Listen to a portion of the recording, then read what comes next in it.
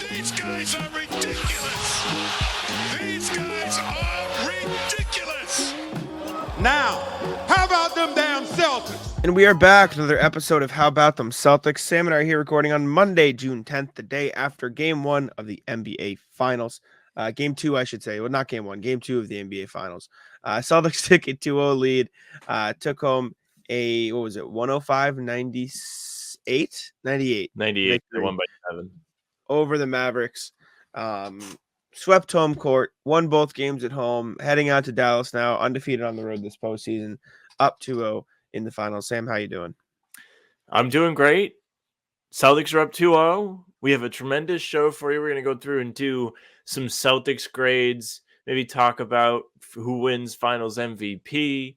Then we have some NBA news to catch up on. Of course, we have the rat list. And throughout the show, we're going to get Jack up and running. He's going to be awake. Don't you worry. Late night for Jack. Not going to be awake. I'm tired. I have too much shit to do today. I'm focused. We're potting, and then I'm leaving. Let's do the grade today, Jack. We're going to get you. I know. Let's get you a little. Shut up. Shut up. There we go. I don't have time for you. We're getting you. Let's go. Grades. Player grades. What we're doing. I don't have time. Starting with the fewest minutes. Sam Hauser played 10 minutes, 18. 0 for 5. Had 2 points. He had 2 free throws. That was his only stat. That and a foul. He didn't do anything. He regressed back. Unfortunately, I think this is an F. I thought he just missed like a lot of big shots in this game. I mean, everybody missed threes. The Celtics couldn't really buy a three, but he missed 3 or 4 open ones, and they were in spots where it was like a momentum swing. Like they could have really started to build a lead or kickstart a run when they weren't exactly controlling this game to take control. And he didn't really show up in those spots. He missed them. His teammates got him good looks. It's going to happen. You're going to miss shots. Like it is what it is. But it's tough after game 1, after he kind of recovered from the Eastern Conference Finals and he was making his threes again. They could have used these threes in this game. It doesn't matter. They won the game. He didn't cost them anything. But there were stretches in this game where if he had made the threes, they could have built themselves a little bit more of a cushion. See, F to me is like actively bad. It's more than just missing shots. Like he didn't do anything wrong. He just missed the shots. Like that's gonna happen. He's got one job. Slumping. Well, yeah, but like he wasn't lazy. He wasn't getting killed on defense. He wasn't like a liability. He missed open shots, and so it's obviously not good. That is his one job. But I don't think F to me is reserved for like the bottom of the bottom, and just missing open shots doesn't get there. So I think D. It is what it is. I mean, you make a very fair argument, and I'm watching them back right now. He does a really good job of relocating without the basketball. These aren't bad misses. Like he's not missing rim and hitting backboard. There was one pull-up Derek White shot that he just pulled up in transition after being like one of a billion, and it just slams off the side of the backboard. I was like screaming in my living room. I'm like, what are they all doing? They know they can't make threes today. But yeah, I think that's fair to Hauser. He is somebody who really, he didn't negatively affect the game. You're right. Next guy, Peyton Pritchard, 12 minutes, 3 points, 1 rebound, 2 assists, 1 of 2 from 3, 1 of 2 from the field. Same thing. 1 shot, made 1 shot, checked himself in, or supposedly for 3 seconds at the end of the third quarter. Nailed what Joe Mazzulla called the biggest play of the game, biggest shot of the game. How much can you give a player a grade for a single shot? This is the question. This is where we're going to find the answer. Like A-, 10 minutes like, on this. like what does he get for this? He was incredible. Like the shot was incredible, but that's all he really did. He had a nice defensive possession on Luka as well, so I guess there was that. I was mocking Noah was up there, and as soon as she hit the shot, she claimed like I'm going to write about this, and I sort of mocked her. I'm like, it's like that's the only thing he's done all night, and then everything came out after the game, and she rubbed it in my face, and I was like, all right, I guess fair enough. My hand up. I guess it was a bigger deal. What can you grade a guy though for like his whole game boiled down to like what 2 plays, and they were big 2 plays, but there's like 2 plays. This is where we learn how much the biggest play of the game factors into the grading system, right? We are making this grading system on the fly. We've started doing grades late in the playoffs here, which is something I think we should do next year. It's a lot of fun. Uh, I think you're right with an A minus. Like, this was not a small play. The Celtics were on the wrong end of a run. They were up 12. It was down to 6. They were looking like they were going to go in the fourth quarter.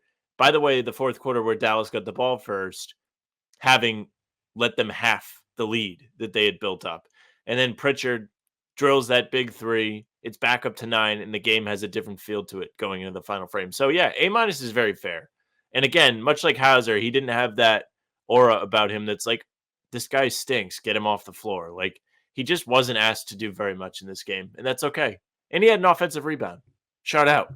Keith Smith pumps fist. Loves the Pritchard offensive rebounds.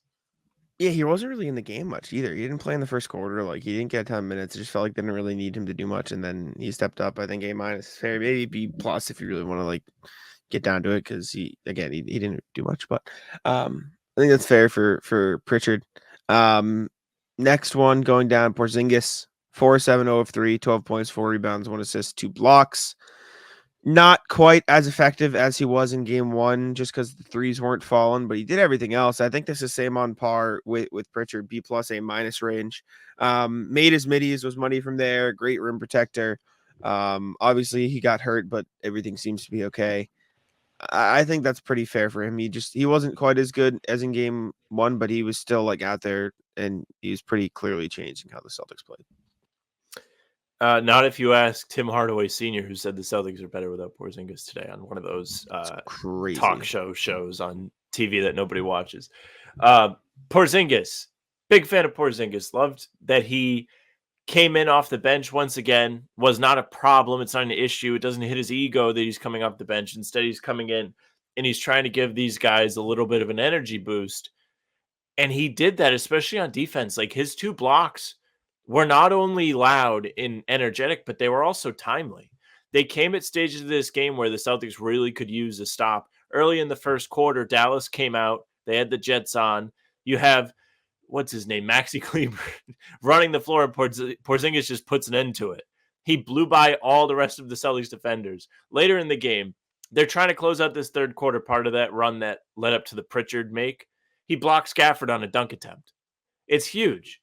He just knew when to step up. He was clean on defense, and his shot making was still there. He took advantage of mismatches. Everything he did was under control. Even the threes were good shots. He really just was a net positive in this game. I would say A minus as well. Yeah, it just seems right. Like, he was very clearly still effective. It's just the threes weren't falling, so you knock him down a little, and he didn't score in bunches as much. Obviously. Next one, Al Horford, 28 minutes, 7 seconds, 5 points, 7 rebounds, 2 assists, 1 steal for the big guy. He was out there. He held up well on defense against Luka and the other guys. Luka shot 1 of 8 against him in game 1. In game 2, I'm curious to see what the numbers are. I hope they're good because I already started talking. In game 2, Luka shot 1 of 2, so he didn't even target Horford as much. Maybe he learned his lesson. I think like B plus, maybe like B probably. Like, he did everything solid, didn't stand out necessarily in any particular area. But B is like, yeah, this is a solid game, impacted winning at a high level, did his job. Good job, Al. Yeah, we talked about Al a little bit on the game recap that went up on Monday morning. And one thing that stood out to me is he really hit the glass. He was a big part of them closing out defensive possessions, especially in a game where it felt like they needed all the stops because the offense wasn't exactly firing on all cylinders. They were struggling to make threes. And Dallas only scored 98 points. They didn't crack 100. I don't have all of their playoff games up in front of me, but I know scoring was a big part of their road to this point. Horford getting those defensive rebounds and not allowing them to get second chances like they did in the first half was really big to the Celtics scoring their lead in the second. He also gets credit for a steal here. It was at a very big moment of the game. It was when Dallas was making their final push. But that steal should have probably went to Tatum, who poked it away from Kyrie, and it just happened to land in Horford's hands.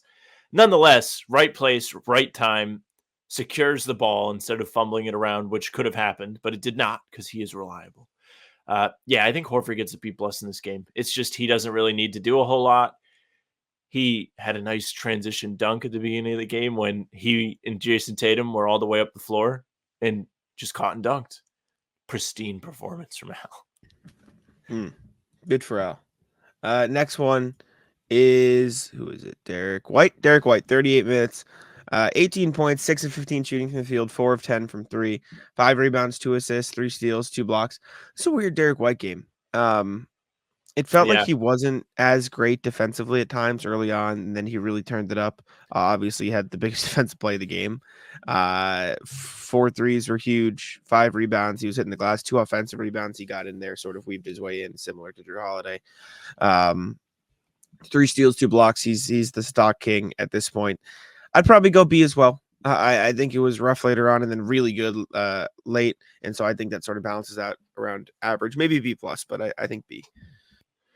I think I'm going to give him a B plus. I think he was huge when it mattered the most. Derek White had 18 points in the game, but 8 of them came in the fourth quarter. He was 3 of 5 from the field, 2 of 3 from deep. He made a pair of massive threes, including a heave that found the bottom of the net at a big point in the game. He, of course, did have the block, as you mentioned. And overall, he was playing a controlled game. His shots were all in the flow of the offense. He didn't take much away from it. And I was happy with what we saw from Derek White in this game. But it is a bit strange to see him only shoot about 40% from the field. He's usually a little bit better than that. But nonetheless, pretty happy with what we saw from him. Yeah, they're clogging the lanes pretty well. And that's, I feel like, affecting Derek White. So he's doing what he can. I mean, he's still taking the shots that come to him, still playing within the flow of the team. So you can't really knock him too much. So credit Derek White. Next guy. In terms of minutes, as I lost the box score tab in my Drew Holiday. I can't find my box score. I have no idea where it went. He was 11 of 14, 2 of 4 from 3, 11 rebounds, 4 of them offensive, 3 assists, a steal, a block, 26 points. Probably player of the game, A+ performance from Drew. I don't think there's much disputing it. Anytime you shoot 78% from the field and manage to be in the right place every single time down the floor on offense, you're going to get a nice, crisp gold star. Drew Holiday, I think I said to the first of floor guys on the late night, greatest dunker spot guy of all time that's not dunking it. You don't really see that in the NBA. Usually to really battle down there and be effective on the catch, you have to have crazy athleticism. Not to say all NBA players aren't crazy athletic, but the next level where you're quick to the rim instantly. It was like Rob Williams, like without the dunks. Yeah, no, Drew Holiday was awesome. I mean, I wrote about him for Celtics blog. The way he has just seamlessly fit into this team is so impressive, and he just kind of stays in the right spots at all time.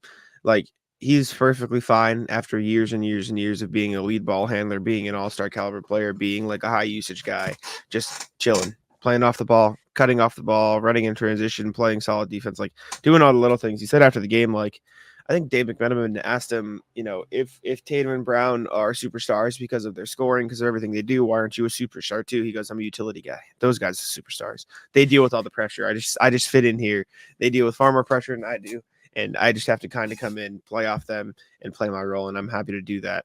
And so his mindset, the way he's sort of fit in, has been super impressive. Obviously, like you mentioned, the huge game, 26 efficient, 4 offensive rebounds too, which is insane. Really made Dallas work. Even when he wasn't getting offensive rebounds, he was winning possessions back. I remember one where he got in there, fought, and the ball went off Gafford or something. Like he was just causing problems for Dallas all night long. So he was definitely the player of the game, I think. And I he think continues to defend too. Like these guys see him on defense, and it's like seeing night terrors. They just continue to try and get him off using picks and everything. He did a pretty good job of sticking to guys last night. He did a particularly good job at guarding Kyrie. He was picking him up after he got off to that quick start. And he's just not someone anyone wants to see on defense. Speaking of that, Jalen, nobody wants to see him either. He got the same treatment, right? Like every time down the floor, Luka was like, please get this guy off me. Give me all the screens because he's wearing me down. Go ahead. Yeah, Jalen was awesome. Like you mentioned, the defense, there's obviously that one big possession he had against Kyrie where he clamped him up. That went pretty big on social. I got picked up. He had 21 points, 7 assists, 3 steals, 8 of 15 from the field, 1 of 5 from 3, 6 turnovers. Not ideal, but he did a good job of parlaying his aggressiveness, his pressure, the pressure that the defense showed him into assists for teammates, which is something Tatum does. And Jalen sort of picked up on that in this game, especially. He's done it too, but this game was big at it. Those 7 assists were huge. Efficient scoring, couldn't get the threes to fall, but from 2-point range, he was 7 of 10 from 2. Good game for Jalen. I'd say A- as well. Maybe I think A- is fair for him. Prize Picks is America's #1 fantasy sports app with more than 5 million members. It is the most fun and exciting way to get in on the action while you watch your favorite sports and players. You just pick more or less on 2 or more player stats for a shot to win up 100 times your cash. With Prize Picks, you could turn $10 into $1,000 in a single game watching your favorite sports this summer. You can make a Prize Picks lineup in as little as 60 seconds.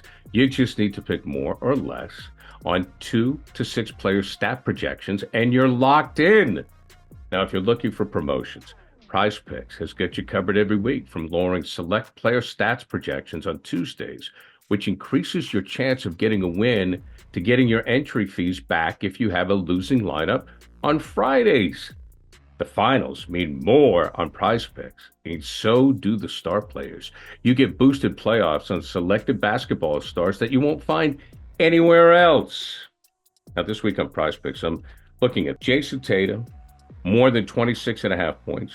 Jaylen Brown, more than 3 threes, which may be aggressive, but I'm running with that. Download that app today and use a code CLNS for a deposit match up to $100. Prize Picks. Pick more, pick less. It's that easy. I think A- is fair. I would go A, but then that 6 turnover number just would be like looking at me, being like, you're picking favorites in the classroom. You have to be unbiased, and you got to give him the fair score. A- is absolutely it. But to his credit, he did a really great job, along with Tatum, who we'll talk about in a second, of getting downhill and then finding his teammates. The turnovers were there. It kind of puts a stain on it a little bit, but still, the decision making, we've talked about it throughout the playoffs. He's not going in there with tunnel vision anymore. Before, you would see him go up on 3 guys trying to make a hero shot, and it's just not happening. He's like, oh, 3 guys on me, who's open? And he's taking great advantage of the defense. So credit to Jalen. Another efficient night. Of course, the threes didn't fall, but anytime I see somebody shoot over 50%, Sam, seal of approval. Yeah. Good for Jalen. Last guy, Jason Tatum, had one of the most interesting nights of the bunch. Finished the game with 18 points, 9 rebounds, 12 assists, only 3 turnovers, 1 steal. Didn't shoot the ball well, though. 6 of 22 from the field, 1 of 7 from 3. He did start the game 1 of 7, so that means he finished, 5-15. So I guess if you want to say that's a little better, it's better. And he finished the game 1 of 7 too. So yeah, not ideal. Somewhere in the middle, he was making shots. He found some really, it was all the and ones he hit, but 12 assists were huge. He was, despite the fact that he couldn't hit his shots, the focal point of the Mavericks defense. And I think the thing that I was most impressed with was there was a point in the game in, I think, the second quarter where he had an open 3, wide open, and Luka was closing out, and he pump faked, drove, and kicked to Drew Holiday. Like, he knew the moment in this game. He knew that he didn't have it. And I know you're saying, he still took 22 shots, but like, you could tell from the way he's playing, if you watch the game, that he was not focused on scoring at all. He took some open ones, and he could not make the open ones. He couldn't make anything. And most of these shots he took were open. There were very few that were out of rhythm. I'd say A- for Tatum too. I think he was really, really good in this game. I think he was up there. The impact he made with the playmaking, the way that he was still a complete focal point of the Mavs defensive game plan shows like, I really like this game from Tatum. I know he's going to get all the shit for shooting poorly, but I put that so low on the totem pole of importance, especially when the Celtics win. Like, if you are playing well in spite of that and doing everything else, I think he deserves a high grade. It's the same reason Sam Hauser didn't get an F for me, because like sometimes you're just going to miss open shots. It sucks that quote unquote sometimes missing open shots has extended throughout the entire playoffs for Tatum, but he knew the moment. 9 rebounds was huge. 12 assists was huge. Didn't have a ton of turnovers in this game. I go A- just for Tatum too. I think this is a B game, if that. The assists were fantastic. He did a tremendous job of penetrating and getting to the basket and making these guys pay for throwing the whole kitchen sink at him. He found his open teammates. Probably could have had 20 assists in this game if the Celtics could buy a 3, right? Like, all of that's fantastic. Did a good job on the glass. the 1 of 7 in the fourth quarter really bugged me because there were times where he was just going above and beyond to try and make the hero play. He made a catch and shoot 3 in the corner. I think that was his one make in the fourth. After that, he said, turnaround time. He said, I'm going to go for 2 optimistic, ambitious dunks in traffic in the final minutes. This was a time where they didn't need that from him. It was a really bad read the room stretch from him. It does not define the whole game. It doesn't. But they made me sweat at the end of this game when they didn't have to. They went up 14 points. Dallas ripped off a 9-0 run. And a lot of that had to do with some questionable decision-making from him at the end of this game. So that kind of stuck with me.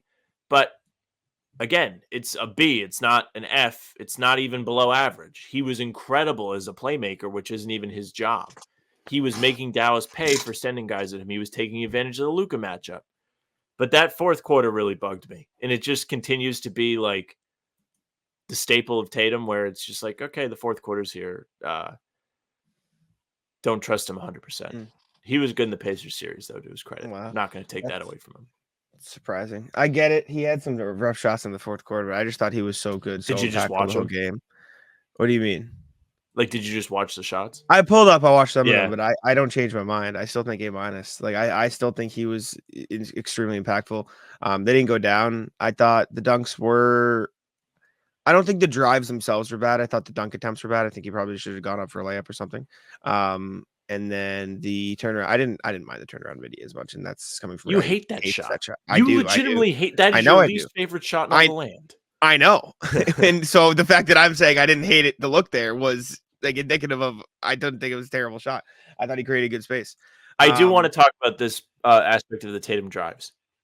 I think the way for Tatum to take this play style to the next level, because he has been, as much as people are going to kill him, he has been excellent at what the Celtics need him to do in this finals, right? Like the rest of the team is so good.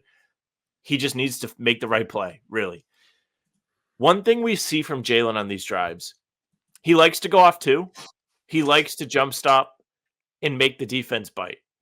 If Tatum is going to start doing that, that could really help him get going and get easy looks at the rim instead of really having to soar in and hope that the finger roll off the glass works, which it usually does. He's really good finisher most of the time, just wasn't great in this game. But if he's able to like almost play in a more slow motion play style under the rim on some of these drives, not all of them, I think it's going to benefit him so much. Yeah. Did I voice that correctly? Am I clear? I know what you're saying. What, Yeah, like, I agree. is? I can see that. Man, just the Celtics are 14-2 this playoffs. Just imagine if Tatum remember how to shoot the ball. That's all I'm thinking. It's insane. Like this game, he was just missing all the open ones, like a ton of open shots. Like even in the fourth quarter, like that turnaround midi, you can chalk up if you want to say it's a bad shot, 100%. Like I don't like that shot at all, even though I didn't think that one was the worst one he's taken. Chalk it up to a bad shot. I'm down. The dunks should have been layups. Chalk those up to bad shots. He had a one where he went up for a layup and it just bounced off the backboard and off the front rim. Could have gone in. Open mid range, could have gone in. Other ones, he's just missing shots he's made a million times in his life, and it's frustrating. There was one shot they should go in particular, or one possession, I should say, in particular, right before the halftime buzzer. This is the one I thought you were talking about earlier. He has a wide open catch and shoot 3 with 5 seconds left in the first half. Mm-hmm. Just decides not to take it, waits for the defender to come out, tries to do a step back. They blow it up, so he drives and they run out of time. Please just take the shot. In that situation, take the shot. That made me want to spike my TV remote. You can't win. It's read the room. He's trying to read the room. He's trying to draw the defender and make a play. Yeah, I know. He should have shot it. Anyways, I still think Tatum had a great game. I mean, you can't deny the impact in this game. I'm not saying he sucked by any means. This is not my message, but I just some of the decision making wasn't completely there for me. But I understand your grade. I understand the value he brought. That's not what I'm not trying to smoke him today. I'm not trying to make fun of him. Okay, let's do Dallas grades quick. We can roll through the non-star guys, then do Kyrie and Luka. Okay. Fewest minutes for Dallas. Jaden Hardy. played 2 Jaden minutes. Hardy. He had a skipping cameo in Jaden- this game. Yeah, we're skipping Jaden Hardy. He didn't do anything. Dante Exum actually played minutes. He had 3 points, 1 rebounds, 1 I was assist. pissed. He made a 3. What, like C? Like he just did completely average. Like that's what he did for me. B minus. He was 1 of 1 from 3 after shooting like Yes. 3 of 14 before this. This is like he exceeded expectations. The pass that got out to Dante Exum, by the way, was a really great like Luka pass, but it also took forever to get to him and nobody closed out. Again, he was 3 of 14 in the playoffs before that, so you kind of get it. But when it goes in, everybody's like, "What the fuck? Why are they not closing out on this guy?" Sure, credit to Dante Exum. Shout out to the Aussies. Next one. Josh Green played 13-40. Shout out the Aussies again. 4 points, 1 rebound, 1 of 4, 0 of 3. D plus. Can't hit a 3. It can't do it. It's super unfortunate for Josh Green because they're wide open. The Celtics are leaving him open. He can't get there. We're gonna go through a bunch of these guys today. Dallas has a surplus of lights are too bright guys, and he's one of them. They have a lot of young supporting cast guys. These guys are all in their first year or first NBA contracts, meaning they haven't been in the league for more than 4 years. And you can kind of feel it. Like Josh Green is one of those guys who throughout the regular season, throughout some of these playoff series, has been an impactful player. He's somebody that gives them a good defensive presence and he can knock down threes. But against the Celtics, he looks so fucking lost. He's not somebody that either of the stars fear going at. He's not somebody that I think Luka is trusting right now to make open threes. He's not doing his job. He is at a D for me. Yeah, just not good. He just hasn't been able to get there. Next guy up the list, Maxi Kleber. This is the F. 0 of 4, 0 of 2, 0 points, 2 rebounds. He is completely 4 and wholly fouls. Useless. Yeah, he's useless. He shouldn't touch the floor. And He had a understand positive has plus to, minus. But yeah, no, I don't care. He's terrible. No, so He's bad, in that really Hauser bad. camp where he's not doing the one thing they ask him to do, which is make threes. He was 0 of 2 for That's 3. not even. You mentioned but it. that's not even it 0 for of me. 4 to the field. He's lunch meat. Yeah, that's it. The difference between Hauser D, Kleber F is Kleber's getting killed on the other end too. Like he is completely ineffective. At least Hauser's like standing up there a little bit. He's holding his own. He can be whatever. He's a little handsome though. Kleber's He's better looking than Hauser horrible. when he's out there. That's fucked up. That's fucked up. Kleber's just bad, man. He hasn't been good. Also hasn't been good. Dude, you talk about light too bright. Derek Lively. I feel bad because I really He had that Derek really Lively. loud dunk. He was mic'd up know. yesterday. I know you didn't watch the game because you were there. Like you didn't have to watch the broadcast. Derek Lively was so unbelievably happy to be mic'd up for the game. He's just talking about, oh, it's a great day, beautiful day. He was just one of those guys you could tell that he knew he was mic'd up and wanted to make his presence known. I Go really on. like Derek Lively. There was a moment in the game where he like fell on one of the photographers. I don't know if they caught it on camera. Yes, and he they like did. he sat there and like made sure that they were okay. And then like 2 minutes later, there was a timeout. And at the end of the timeout, he ran back over and was like, "Are you sure you're okay?" Like you could tell he just felt really, really bad that he fell on this person. And he's a really nice guy from everything you've seen. He's just cannot play in the series. He's getting killed, dude. He had 2 points, 7 rebounds, 3 offensive rebounds, which is a good thing. So he like found something to do with this like D plus. Like he just can't be effective in the series, man. He just hasn't been good. Game low plus minus of minus 15. Him and Josh Green are the negative boys on this team. Hanging out. Next, Daniel Gafford, 22 minutes, 43 seconds. 13 points, 9 rebounds, 2 offensive, 1 block, 6 and 9 from the field. He figured out a little how to like beat the Celtics defense, at least in terms of like they didn't get any lobs in one of the games, and he found a way to like find some of those shots. Probably a B minus. Like he found a way to be effective despite the Celtics defense, and he was a part of that little run the Mavs were making late in the game where he was helping get some space inside. So credit Daniel Gafford. I thought he played all right. Yeah, I thought he had a decent game. The stat line certainly looks better than it did in game 1, better than 3 rebounds. The 2 offensive rebounds were felt. I believe they were early in the game. He was one of those guys at the beginning of the game where you watched him and you were like, okay, Dallas came to play today. His energy was great. Like you mentioned, he found a way to get involved offensively, and his presence on the glass was annoying. So shout out to Daniel Gafford. I thought he played a pretty solid game. Yes, sir. I agree. Next, 32 minutes for Derek Jones Jr. 11 points, 3 rebounds, 2 assists, 1 steal, 1 block, 4 of 7 from the field, 0 of 3 from 3. I didn't think it was a terrible game from Daniel Jones. It was definitely better than game 1. I'd probably land like C+, B- ish. This man, him and PJ Washington, I said it after game 1, and it continues to be true. Cinderella runs over. They're pumpkins again. They turned back into it. Can't hit threes. Not a thing. Not good 3-point shooters. Never have been. And they are not. Yep. But he did do we some talked other about things. that. It's just a fine game. I don't think it was like bang on average C. I'll give him like a little boop. I'll give him a little bump, like C+.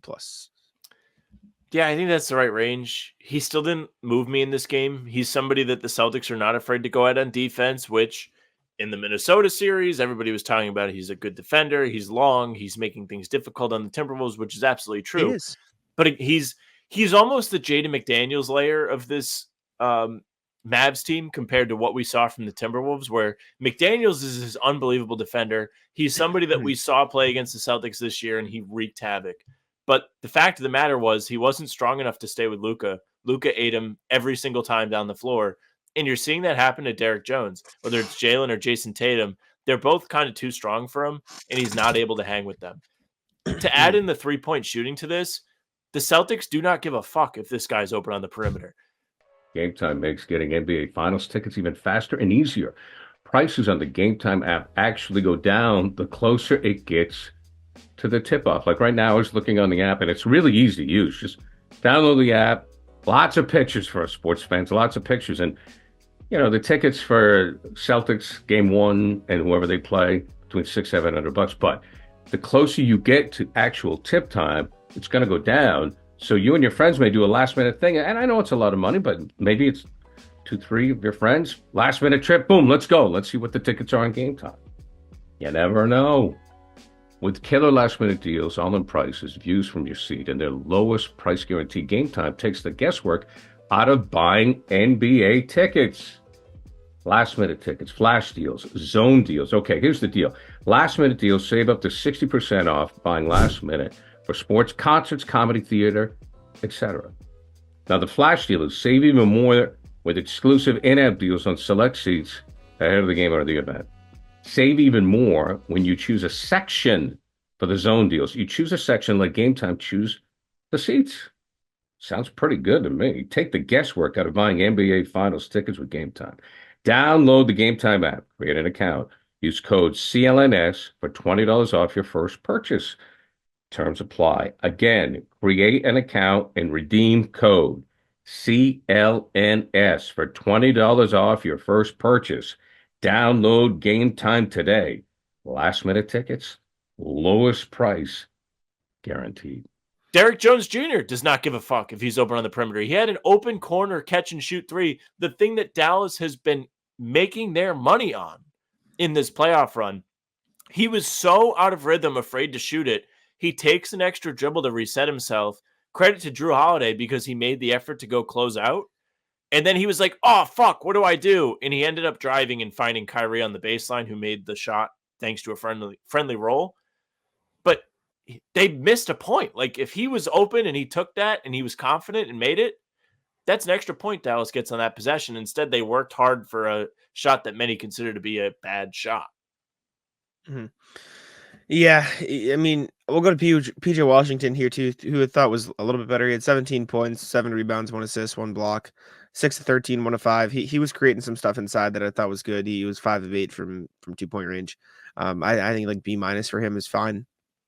He and Derek Jones just can't shoot the ball, man. The Mavs don't have shooters. They don't have 3-point shooting on this roster next to Kyrie and Luka. Like if those guys aren't making their threes, they don't have it. Max Kleber 0 of 2, Josh Green 0 of 3, Dante Exum 1 of 1. Maybe he's the shooter. Maybe that's the solution for you.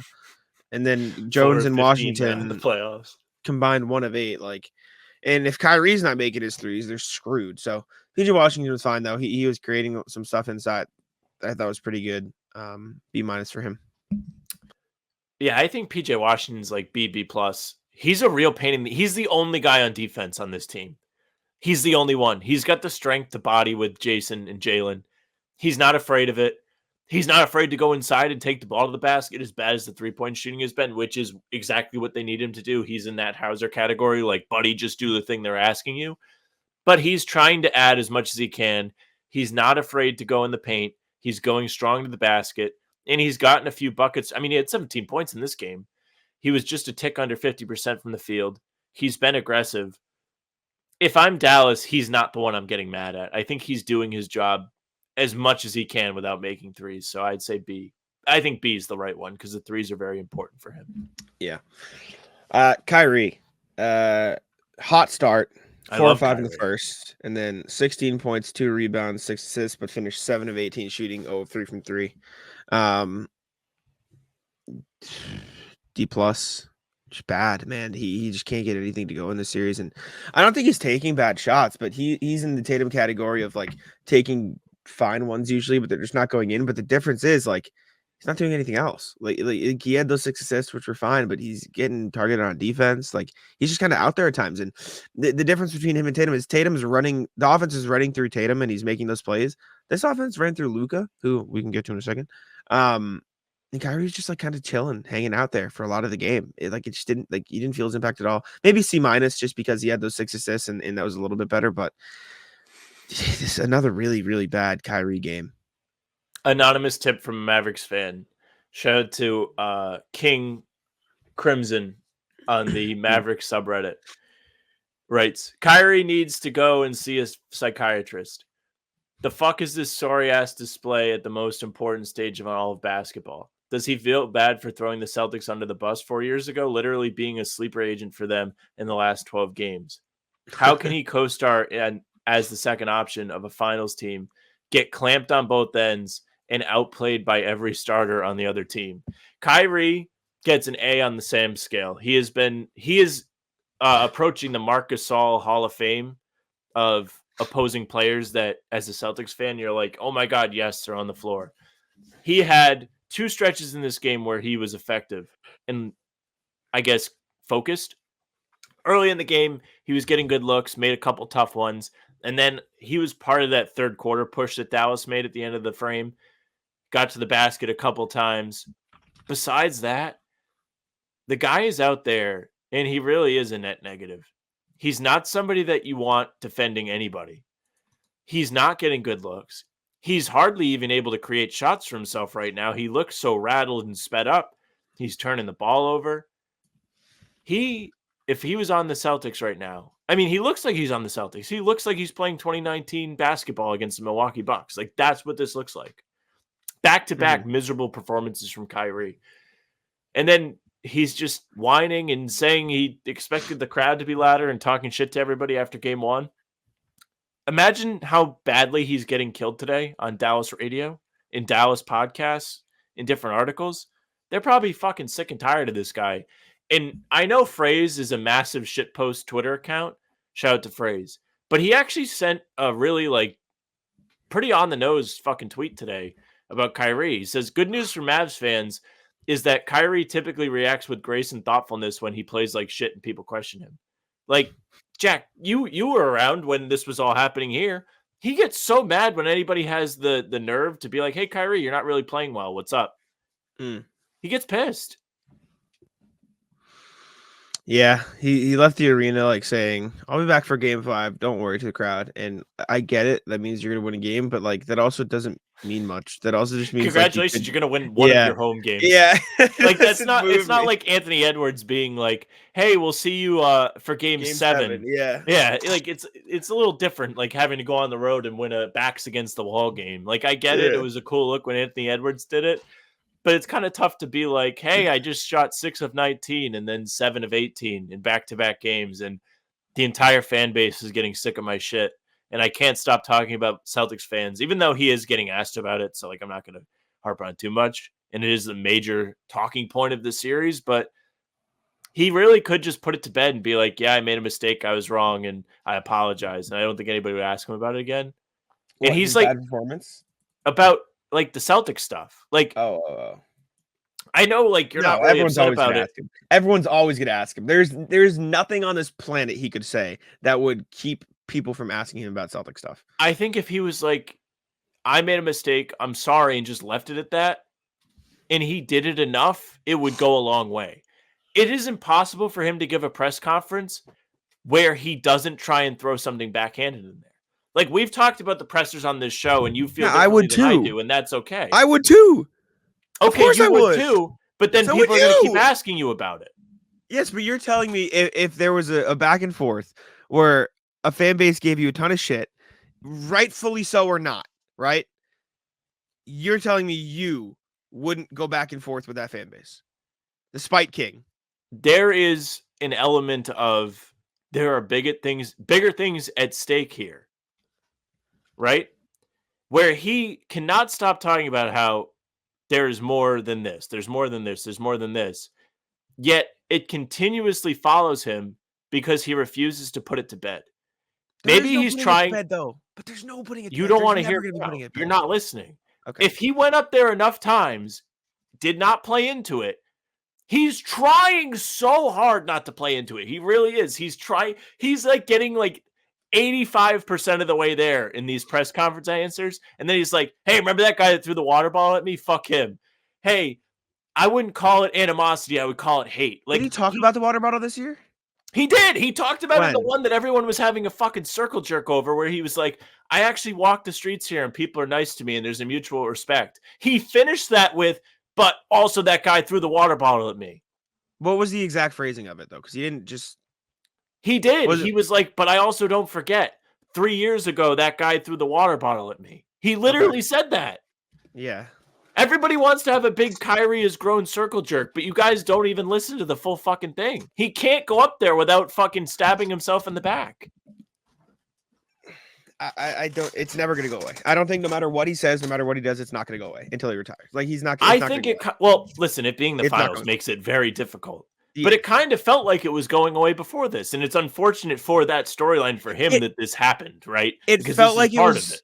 It felt like it was going away because there was no meaningful Kyrie versus Celtics. game. Correct. Every time there's a meaningful game between the two teams, it's gonna be back. When they play in the regular season next year in the finals rematch, it's gonna be back.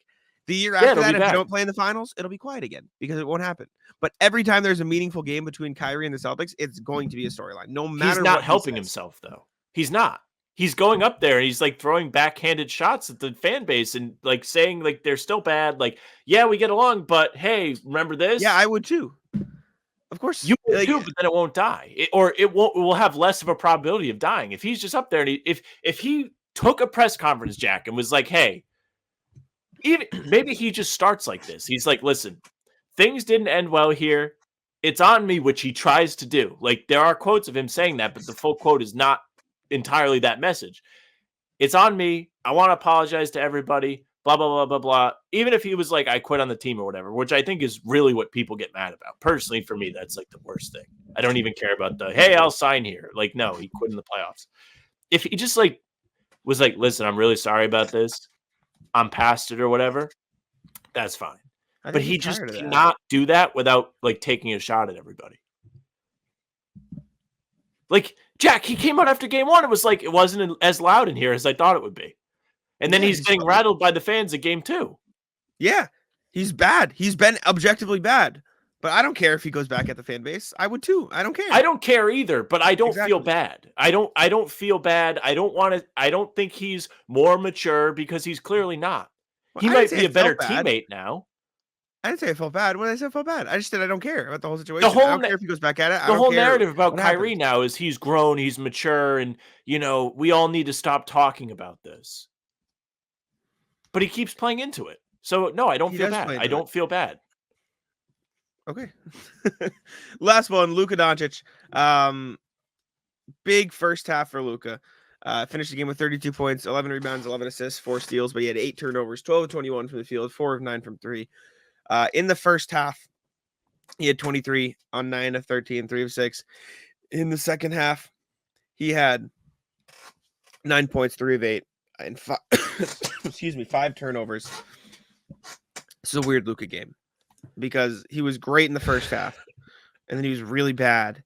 Like, I think his first half was probably like an A, and his second half was probably like a D. Like, he was really, really, really like not even bad in the second half, but like hurting his team bad in the Yeah. second half. I gotta find so it while you talk. what, like Keep going. like C? Does it just average out to a C, maybe a C plus? He wasn't good. in It's that really second half. tough because you're absolutely right. That first half was special. I don't know if it had me worried just because the Celtics were so close, like despite all of the things that seemed to be going wrong for them. But at the same time, like he truly was fantastic. And I want to shout out to Jake from First the Floor who posted this morning, and I'll send it to you in the private chat if you want to pull it up. There's a play in this game in the first half, for what it's worth, where Luka's beat off the dribble by Jalen and then finds himself in rotation. And Kyrie literally has to do a men's league, like pickup ball shove to fucking push him out to close out on somebody. The effort on defense is not there from Luka. He's clearly tired. He is being asked to do a ton on offense. His knee's probably still bothering him. They wrapped him in bubble wrap for everybody to see before the He's game hurt. yesterday as a big charade. Whether or not he's really, really hurting or not. He didn't look like he was hurting at the beginning of the game. He was making everything. It feels like it's more of a fatigue thing to me. I will say the whole to that point, I don't disagree with you, but I do think there is an element to he can be hurt and play well because he just plays like a dad. Like he does just take the Yeah, like, he's the guy in rec league. Yeah, he takes the least strenuous shots possible, and so I don't put it past him that he could actually be hurt. And I'll say this but- about the knee thing. The longer the game goes on, the more you're going to feel that. I don't buy as much definitely. the chest stuff that he was questionable with yesterday. I think the knee is the real problem, and it's going to affect his mobility and stuff.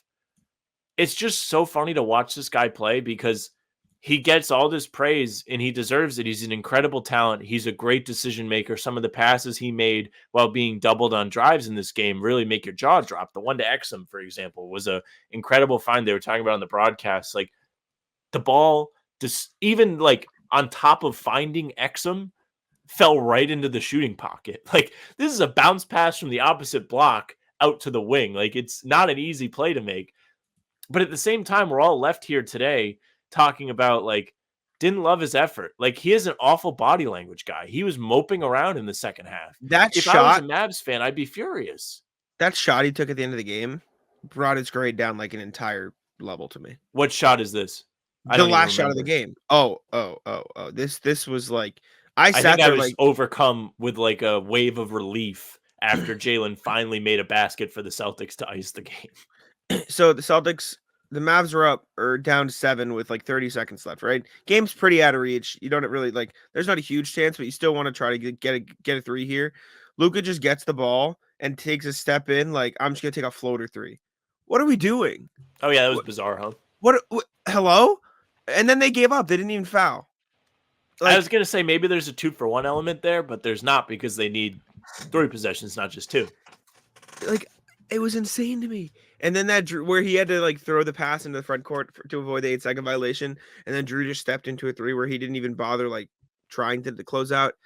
I'd say C minus. Like I get he played well in the first half, like props, but then you also like kind of lost the game for your team in the second half. He had some assists, he made a few shots, he found guys in transition a few times, which was nice. 5 turnovers, unacceptable defense. Maybe C plus, but he's in that C range. It's not any higher and it's not any lower, but like I mean, we talk about Tatum so much on this show, Jack, and one of the things we always have to say about Tatum, despite whatever his offensive output looks like, right? Most of the time, Jason Tatum remains engaged. He's not walking around, his head's not down, he's not moping. Luka is a big mope guy, loves to mope. Maybe it's a stamina recovery tactic, right? Like he's just like yeah, I'll just put my head down while I catch my breath. But he truly looks fucking miserable when the ball's not going in the basket and it bleeds over onto the other end of the floor for him. This game, to wrap it up full circle, is an exam where Luka is writing his essay, nailing it, nails the intro, has all of his ideas laid out, but then he kind of gets a little nervous and he needs his inhaler and he forgot his inhaler. He runs out of gas. Teachers reading it is like, oh my God, this is great. And then the ideas start to kind of get scattered around. Very tough. I think Jason Tatum had a better game than Luka Doncic in this game overall.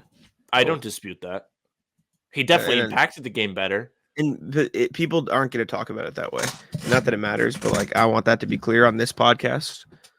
Jason Tatum. After the game, while you guys were headed down to the press conferences, I remained in the recliner for a minute, and I watched ESPN's masterpiece of a production that is the post-game show with Josh Hart, who made his way to the finals. Josh Hart was there? Shout out to I the love Knicks. that. Yeah, he's Shout been out there Josh both Hart. games. He rocks. Yeah, the Knicks made the finals, and they could only talk about Luka. Like, it was just Luka highlights. It was like he had 32 points in the loss. I saw one of those major aggregations accounts that'll just post the stat line sometimes and be like, Luka Gave it his all. despite the loss. And everyone's like, despite the loss, guy is back. Crazy, man. This can be quick, but after 2 games, it really doesn't knock my mic over. Really doesn't feel like there's a finals MVP. Like you can't point to one guy and like that's been the best guy on the floor. Curious, if you had to vote today, who would you vote for finals MVP? It's a good question. I had this weird dream, and I don't think this is possible, but I had a dream like the finals had ended, the Celtics had won the finals, and you know how like when the award is given out online, you'll start to see the ballots and who voted for what. Yeah. In my dream, all the votes were for Joe Mazzulla. It was just all Joe Mazzulla finals MVP, Joe. And I think Joe has been tremendous in this finals. Joe's been really good. He has worked the defense to take away everything that the Mavericks are great. Would you say? Joe grade? Joe grade A. I love Joe. Joe, he has his Undertaker streak of 13-0 on Sundays now this season. Timely timeouts too. Timely timeouts. He had the bomb of a press conference answer. I think it was before the game where they asked him what it means to have a matchup between 2 black head coaches in the NBA Finals, like first time. And he just goes, wonder how many of them are Christian. And nobody knew what to say to him. 13-0 on Sundays, baby.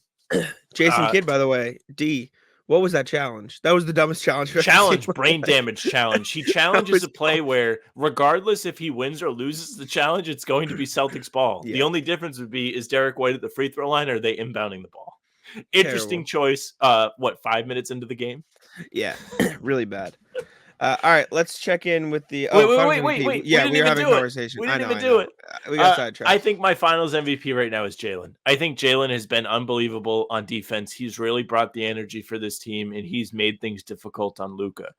I think he has stepped up as a leader. Again, another aspect of the broadcast, Jalen was mic'd up. He was really leading by example. It could be a, hey, I know I'm mic'd up thing, so I'm going to talk a lot. I don't think it is. But it feels like Jalen is the guy that everybody kind of trusts now. Now that Marcus is gone, he's just the speak up guy, encourage everybody guy, and lead from example guy. Like his effort on defense, he had another 3 steals in this game too, has been priceless. I love him. I think Drew is kind of a runner-up. It's recency bias, but he brings it on defense as well. And really where the Celtics have won this series is by making Dallas work for every single bucket. And that's where it's all started for them. So those 2 guys have really been a huge part of it. What do you think? It's tough. I think I'd also vote for Jalen because of the defense and everything. I think Tatum's going to get some votes too, just because of the impact he's made in the passing. And I mean, he's had 2 double-doubles in 2 games and was 1 rebound short of a triple-double in game 2. Speaking of X amount of doubles, Luka near quad double, 8 turnovers. He did almost get there. I think I'd vote for Jalen though. But I think it'll be another close one between him and Jason. Unless Drew has another big game, then he'll sneak in there probably. It is funny because we in the media get like smart guy syndrome where we're like, we have to make the point that nobody wants to make. And when you think about guys that aren't the best guy in the team winning finals MVP, it always kind of feels like that. Like the Iguodala finals MVP felt like everybody was trying to be the smart guy and be like, well, actually, you don't know about this guy's impact. And it just kind of caught up and enough people tried to do it and he won the award instead of Steph. Yeah. But this would not be a case of that. Like Tatum would be the guy in this situation that's like the actually, hey, look how smart I am guy. This guy makes a huge amount of impact. Like I think Jalen is the one right in front of your face. The efficiency's there. The defense is there. I will say though, is there. I think if Tatum has one like good scoring game, I think he'll just win it. Oh, it's not dead for Tatum by any means. I know. He has 2 games in Dallas. I don't have the splits in front of me, but my memory tells me he's been better on the road in this playoff run too. Probably. So he has a big chance to step up and be like, hey, everybody, remember me? Do I still suck? And just put a 36 ball on the Mavs head in game 3, and everybody will be like, maybe Tatum really is great, or whatever they want to say about him on national TV. I'm going to leave it at this. I don't care who wins finals MVP. I don't think the Celtics care who wins finals MVP. I think as long as they win, the fan base is going to be happy, and the fan base is not going to give a fuck who the best player on the Celtics is. So I don't know what the obsession is with all of this. The only takeaway I'll like bring with me is like the national media will still have their card in their pocket that they can play. Like, do we really trust Tatum if this continues? Like, not so much from a decision-making standpoint, but just from a can he get you a bucket standpoint. Like, in the finals so far, no. But that's okay. He's getting everybody else buckets. Yeah, it doesn't matter. All right, let's check in with the email here. Reminder, as always, you guys can email us at hbtcpod@gmail.com. We have a few to go over today. Starting with RJ. Said, with all respect, which Game 2 Celtics show up? This was before Game 2. Evening, guys. Still enjoying Game 1, but thinking about Sunday. In the first 2 rounds of the playoffs, the C's took out Miami and Cleveland by 20 and 25 points, respectively, only to lose Game 2 in each of those by losing the three-point made battle. Against Pacers, Boston clawed back to win in Game 1, OT, and then they beat Indy by 16 in the second game. So is it possible the Celtics combine the two behaviors win Sunday's game by a comfortable margin, or will the Mavs unlock more and better three-point attempts to tie it up? Where do you think the Mavs will launch their adjustments? And will not having Zach Zarber calling the game make a difference? So many questions. I know what we all want. I'm confident the Celtics can pull it together, but I still can't ignore the pass. Be well and let's wing this thing. RJ, the Celtics shot bad from 3. Still found a way to win. That's what happened in Game 2. The funny thing is, it did feel like Dallas adjusted their defense a little bit. Like it felt like they were in a pseudo zone a lot of the time, the way the big was helping over on Tatum. And the Celtics made the correct plays. The 3-point attempts were there. They just didn't go in. So even though you held the Celtics to 105 points in this game, you probably shouldn't be like gold starring yourself. It's like, oh, wait, they got all these open looks and just missed them. We could have lost by 25. Yeah. Tough. Next one from RJ again, I believe. With love and respect, players clutch versus clutching up. Hey, folks, this is after Game 2. Hey, folks, that was a relaxing game. Threes weren't falling, but C still won the 3-point made margin, then won the turnover margin, won the free throw margin, put up some great defense in the final minute. Celtics MVP this game has to be Tatum for driving the interior offense during the second and third quarters, but this was a team win for full 48. Everyone did something to get the C's across the finish line, including putting the defensive effort against Luka and Kyrie all game long. Winning makes everything pretty, and this was a very pretty close game as the C's held strong until Dallas gave up. Be well, and let's win this thing, RJ. Thoughts? I don't know if I agree with the Tatum MVP, but he was like the engine. He was the engine. He doesn't really get any of the flash that like the rest of the car gets, right? Like, oh, look how sick the paint looks. Love the model. But he was doing the heavy lifting. He was churning his legs, getting to the paint, and finding these guys making good decisions. But I just feel like Holiday did a lot of the engine stuff too. So it was difficult. It's difficult for me to take that away from Holiday in this game. I will say, though, Tatum assisted on over half of Holiday's shots. He did.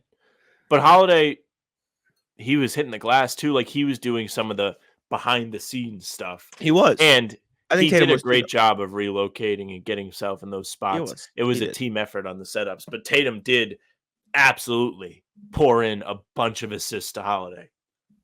Mm-hmm. Next one from Eli. Shout out Eli. Adam Silver has ruined the NBA Finals already. I like this one. This is not my burner, I promise. What's poppin'? Celtics up 2-0. Let's fucking go. Now that's over with. Are we sure Adam Silver has an idea what's going on when it comes to the branding of his league's biggest stage? Growing up, it was clear every time I returned to the finals game that I was watching something of profound importance. Even after they took away the midcourt trophy, bad move, obviously, there were still on-court finals logos, and each team had a trophy patch on the front of their jerseys. This iconography gave the finals a sort of mythical mystique to me, and I couldn't wait to see my team with the jersey patches and see the parquet adorned with the finals logo. Flash forward to 22, and now all we get is a tiny patch in the back of the jersey, not visible on the broadcast, by the way. A lazy superimposed finals logo on the court that flashes in and out at times when a player crosses it, and a trophy logo on the stanchion of the basket. Not only that, but the ABC broadcast took away the superimposed logos last night, making this look like a freaking regular season game. If Silver can manage to get every team to install an entire new court for the IST, he can at least put a little more effort into the freaking finals. Does this make you guys as angry as it makes me? Is Silver an idiot? Doesn't matter. Looking forward to your thoughts. Let's fucking go, Eli. Shout out to Eli, man. Yeah, Eli rocks. I said to Sam, like, I don't think it feels like a finals game on the court. Like, I wish they would put some logos on it. I made the IST point too. Also, Duke is barking. So while you give your thoughts, I'm going to go let him outside. All right. Yeah, I love that Eli has ripped Silver to shreds. Silver, who you made the in-season tournament point, he wanted to make sure all of us brain-dead fools watching these games knew that they were watching something special, yet for the NBA Finals, they can't do something as simple as put the trophy on the court. The trophy at midcourt was truly a moment in time. It was so beautiful to look at. Seeing that logo on the floor did make it feel special to watch these games. I personally loved when they would have the playoff logo on each side of half court, and when it was the finals, it would become that too. I'm not as mad about the jersey patch stuff. I like the jersey patch. It's still there on the back. Like, it still looks cool. I think it looks cool on the front too, but it's just like a nice touch that they have on them. And Eli, no mention of the uniform colors, though. That is where Adam Silver has really messed this up, if you ask me. We're going to watch 2 games in a row now, Jack, of them wearing white on the road and me wanting to dive off my deck. Tough. Last email. Okay. Philip, with love and respect, fellas, I was alive but not yet a fan of the Celtics in the 80s. I always think of how amazing it would have been to have Bird on the team I was rooting for. Sadly, I also missed the KG Pierce era. As I wasted years watching the Grizzlies. I wish I had been there for KG's beautiful insanity. I think for good reason, Celtics fans want those feelings again. Having a championship with a dominant, charismatic legend to rally behind. Problem is we don't have a player like that. We have top-end talent, but no one person is the tip of the spear. Our best player isn't a clutch killer or an alpha shooter. Our identity is closer to that of a Voltron team where our ensemble is mightier than the opposing collection of players. Despite not resembling the Celtics championship teams of the past 40 years, this year's team is finding success on epic levels. It just seems that there is a residual disappointment from fans whenever JT doesn't fulfill that role of a dominant, charismatic leader. Personally, I'm much more of a fan of the team than any individual player. This is my 10th season of watching every game. I've seen us go from 25 wins to 64. We might have freaking banner 18, a parade, the start to a dynasty. I just hope that if the Celtics win the championship, we fans can appreciate all that we have and not what they're missing from past formula success. Like Roosevelt said, comparison is the thief of joy. All the best, Phil. I love that email. I like it. That email resonates, I think, with both of us because we kind of got really, really into the Celtics at the same time. We had both been fans of the team prior to the Garnett-Pierce trade, but for whatever reason, like, watching them almost come back in Game 6 against the Knicks in 2013 was the moment where I was like, this is an incredible product. Like, watching this makes you feel great, gets you pumped. The energy is fantastic. And then from that point on, I was hooked. So I've watched all of these games, much like Phil, for like the last 10 seasons of just every single game I'm there, no matter what, parked in front of the TV. And then, of course, the pod became a thing a couple years ago, too. So we've been really in on it. But this does feel like it means a lot because it is like our team. This is the team that we watched and we grew up with. And, you know, Tatum and Brown have been a part of it for 7 and 8 years. And seeing them finally get this opportunity and looking like they're going to win a title is fantastic. And Al Horford, too, is like, if you want one guy to like point at and be like, this one's for him, it's Al. And I know that doesn't exactly dispute the Voltron point because he's not the guy, but it feels like his championship a little bit. Like, this is who they're all doing it for, which probably isn't the case. Everybody wants to win for everybody. But yeah. And also the point about the Voltron team. Feels like Voltron teams are more sustainable. Yeah, I agree. I know they have a lot of work to do, obviously. But if the Celtics win, I hope Al Horford is plastered at the parade. I want to see this man. Yeah! Just screaming, cracking a beer, hanging out.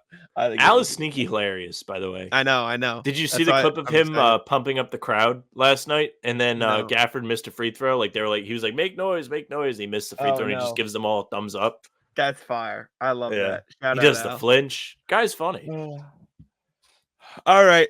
let's do the NBA stuff quick. There's not much to talk about in the NBA, so we'll speed through it a little bit. Good on us, dude. Hour on Celtics. When's the last time we did that? It had to be today. It had to be the day where I have to go. I have to edit this before I leave too. So this stuff is not going to take any time. So. Yeah. Mark Stein said the Clippers are certainly hoping to retain Paul George in free agency. They made it clear by letting negotiations drag out that they want to do it at their own price. Philly is not the only Eastern Conference team to monitor if he's coming out. Orlando continues to be mentioned as the natural suitor for George and Klay Thompson. Clippers certainly hope to bring him back, but yeah. I still think he ends up in LA, but there's a chance. More of a chance now than ever. Yeah, it's interesting that they're going to get in a pissing contest with Paul George when they really don't have anywhere to go if they don't keep him. And there was a video that was posted today of like the Clippers' new arena that they've put so much money into, $2 billion. Paul George is going to be a big part of getting fans to show up and be in those seats and be part of your wall and use the billion toilets and all of the things that Steve Ballmer has put into this arena. I don't see the benefit of giving Paul George like a hard time about his contract. Like, you already paid Kawhi.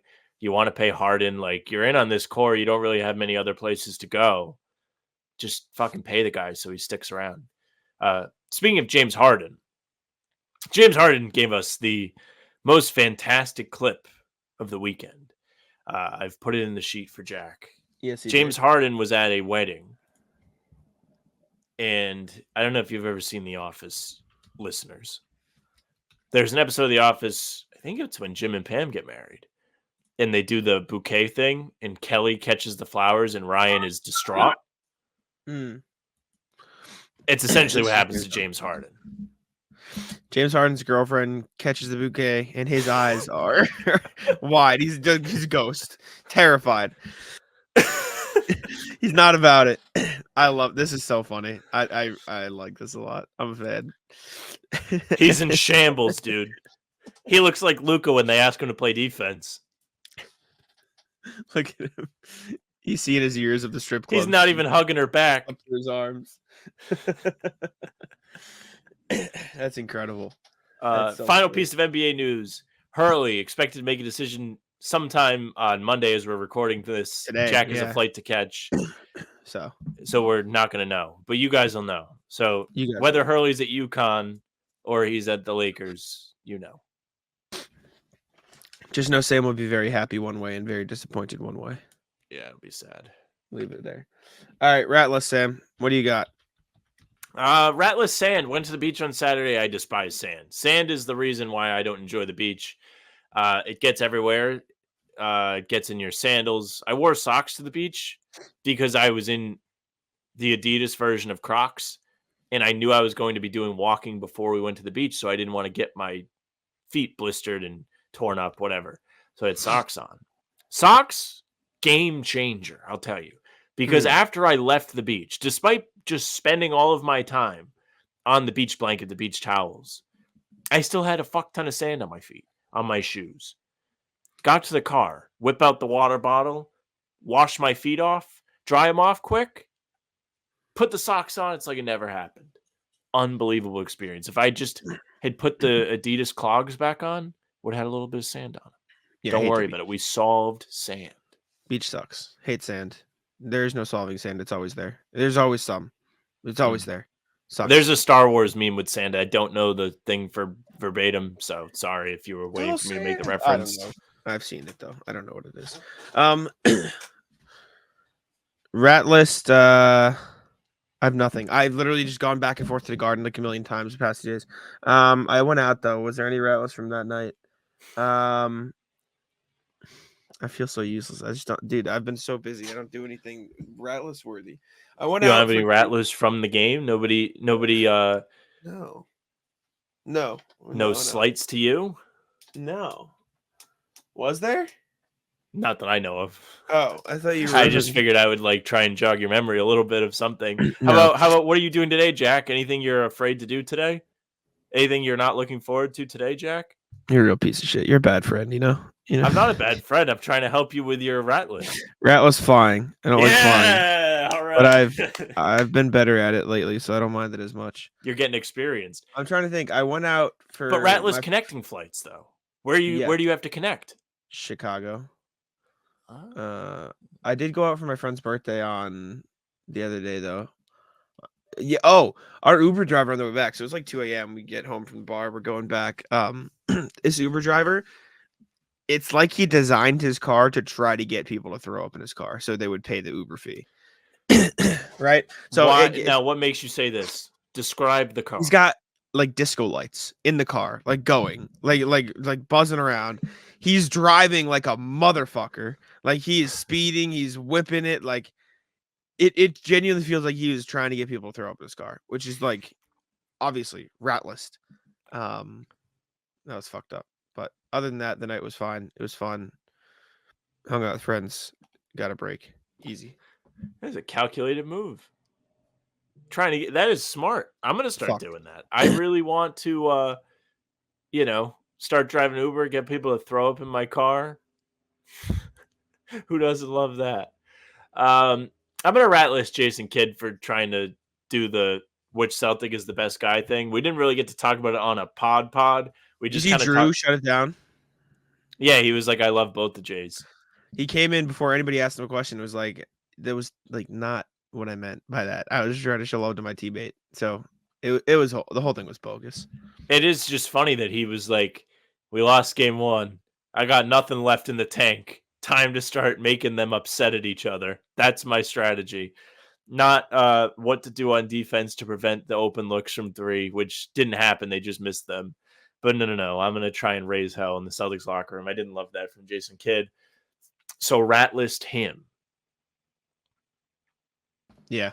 I have nothing else. I have nothing to contribute. I'm going to say rat list this beach restaurant that I went to. So me and the lady went with her family to the beach. So we were the ones that went to go like pick up food. It's just one of those like beach shacks. Usually have fantastic food. I love those restaurants. Those restaurants typically have great cheeseburgers for whatever reason. Get a cheeseburger from like a beach place, probably going to slap. So we go, the line is long, must have waited 20, 25 minutes just to order. Then we probably waited another 20, 25 minutes for the food to be ready before we walked back to the beach. She was in a hangry state. She kept telling me how hungry she was, which is fine. But the food didn't even like knock your socks off. It was fine. I don't think it was worth the wait. So ratless to that. How long did you say the wait was? An hour? Probably in 50 minutes to an hour, that range. Yeah. It was a long time of waiting. It's cooked. It's fucked up. Oh, you want to talk about a rat list? We were driving to the beach and we're in Newport.